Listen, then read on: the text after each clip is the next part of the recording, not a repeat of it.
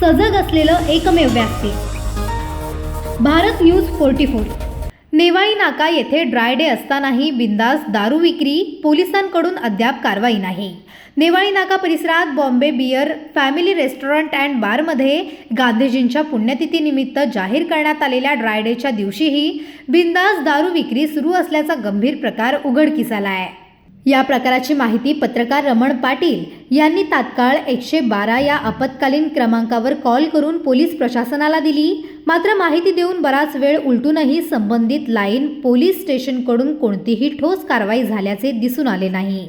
राष्ट्रीय महापुरुषांच्या पुण्यतिथीला शासनाकडून ड्राय डे जाहीर केला जात असताना अशा प्रकारे नियम धाब्यावर बसवून दारू विक्री सुरू असणे आणि त्याकडे पोलिसांचे दुर्लक्ष होणे यामुळे नागरिकांमध्ये संताप व्यक्त होत आहे। या प्रकरणात पोलीस प्रशासन कारवाई करणार का की नियम केवळ कागदावरच राहणार असा प्रश्न आता उपस्थित केला जातोय। अशाच नवनवीन अपडेटसाठी बघत रहा भारत न्यूज 44।